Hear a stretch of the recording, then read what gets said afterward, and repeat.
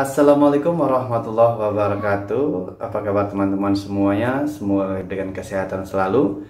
Pada hari ini, seperti janji kita video sebelumnya, akan membahas penentuan balutan yang tepat untuk melakukan perawatan luka pada pasien-pasien yang kita lakukan perawatan, yaitu pasien-pasien yang mengalami penyembuhannya terhambat atau pasien-pasien yang mengalami gangguan dengan diabetes mellitus atau DM, teman-teman ya. Baik teman-teman, langsung saja. Semoga video ini bermanfaat buat teman-teman semua. Baik teman-teman, setelah kita melakukan beberapa tahapan di video sebelumnya, kali ini kita akan menentukan balutan apa sih yang cocok untuk pasien yang kita lakukan. Yang pertama yaitu teman-teman harus setelah membersihkan luka tadi atau pada video sebelumnya, harus teman-teman tonton dulu biar tahu bagaimana tahapannya. Setelah kita bersihkan, lalu kita keringkan teman-teman ya, jangan lupa kita keringkan lukanya. Setelah itu baru kita lakukan pemberian salep, yaitu menggunakan zinc foam teman-teman ya, kita menggunakan zinc foam.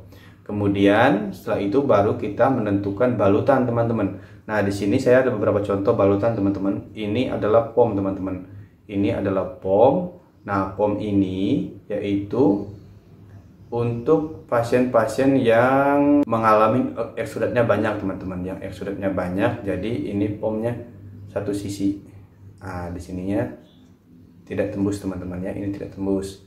Nah, yang ininya menyerap cairan atau eksudat teman-teman. Jadi nanti ini akan mengembang, dia kayak spons teman-teman, jadi akan mengembang ketika kena cairan atau air.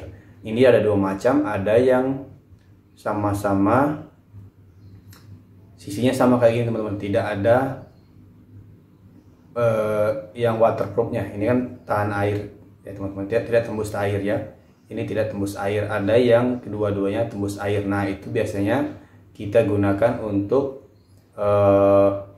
melakukan luka yang eksudatnya banyak dan ada terowongan di dalamnya teman-teman. Jadi bisa kita masukkan ke dalam luka teman-teman, nanti ini akan mengembang. Dan juga kalau eksudatnya banyak, kita juga bisa menggunakan ini teman-teman ya. Ini namanya kalsium algenat. Ini terbuat dari rumput laut bahannya teman-teman. Jadi ketika kena eksudat atau cairannya banyak, nanti ini akan mengisap cairan, jadi mengembang teman-teman. Dia akan seperti jelly nanti.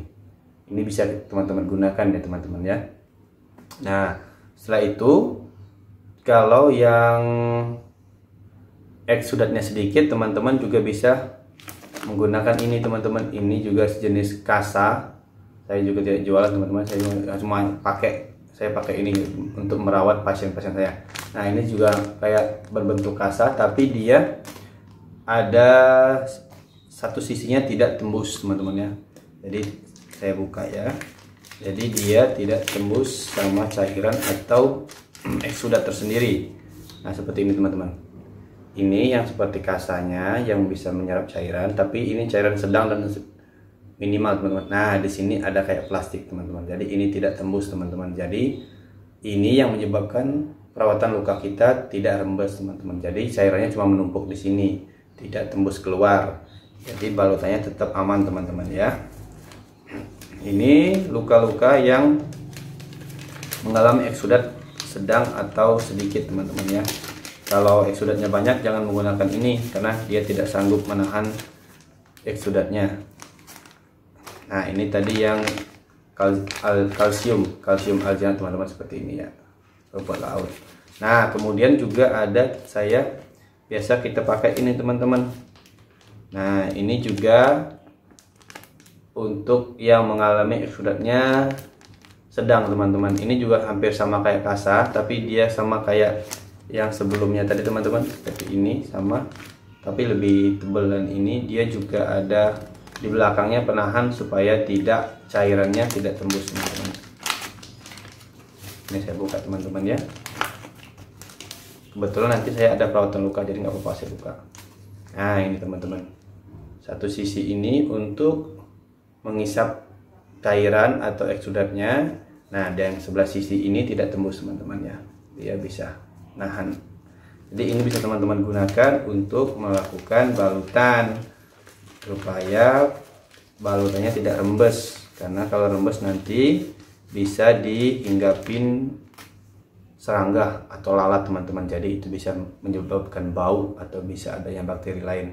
Nah setelah itu kalau masih teman-teman masih ragu nih lukanya bakalan rembes, teman-teman bisa menggunakan kasa, bisa ditambah lagi sama kasa. Ini kasanya tebel seperti ini teman-teman, kasanya tebel ya. Nah ini juga bisa ditambah sama kasa, bisa pakai kasa. Dan juga kalau emang kalau pasien-pasien DM itu biasanya sudatnya banyak teman-teman ya, jadi cepat rembes. Nah teman-teman bisa juga, tapi ini kalau kan harganya lumayan mahal untuk balutan-balutannya. Nanti kalau pasien teman-teman itu kalau pasiennya kurang mampu, teman-teman bisa menggunakan yaitu pampers bayi juga bisa digunakan. Itu juga bisa menahan cairan juga teman-teman ya. Eksudatnya bisa ketampung di situ dan tidak tembus teman-teman. Nah setelah itu teman-teman juga bisa menggunakan untuk mempercantik dan bisa menahan cairan. Teman-teman bisa menggunakan yang namanya orthopedis wall kayak gini teman-teman. Saya gunakan ini ya. Nah kayak gini juga bagus teman-teman ya, bisa untuk nahan juga dan lebih estetik untuk perawatan lukanya. Nah kemudian setelah ini kita bisa menggunakan kasa gulung. Bisa teman-teman mau pakai kasa gulung juga bisa, pakai kasa gulung kayak gini bisa. Tapi kalau yang cairannya banyak, saya biasanya gunakan itu teman-teman, pakai mana ya, ada tuh, saya ambil dulu, ada namanya kohesif, pakai kohesif bandage juga bisa, atau juga pakai elastis perban juga bisa teman-teman di luarnya, supaya nanti balutannya lebih bagus dan bisa ngepres dan bisa diharapkan bisa mengeluarkan cairan yang ada. Nah baik teman-teman, itu saja video kita hari ini, berbagi bagaimana cara melakukan balutan pada pasien-pasien kita. Kenapa kita tidak menganjurkan pakai kasa langsung ke luka pasien, karena itu bisa menyebabkan terjadinya pendarahan. Kecuali teman-teman kalau yang pakai zinc foam bisa juga yang sangat tebal, tapi harus tebal zinc foamnya, baru nanti di kasanya kita kasih zinc foam juga, baru kita bisa lakukan ke luka pasien, karena ini mengurangi pendarahan atau gesekan pada luka pasien itu sendiri teman-teman. Baik teman-teman, itu saja video saya hari ini, semoga bermanfaat buat teman-teman semua dan bisa melakukan perawatan pada orang-orang di sekitarnya atau keluarganya dan pasien-pasien yang membutuhkan. Terima kasih, semoga bermanfaat. Assalamualaikum warahmatullahi wabarakatuh.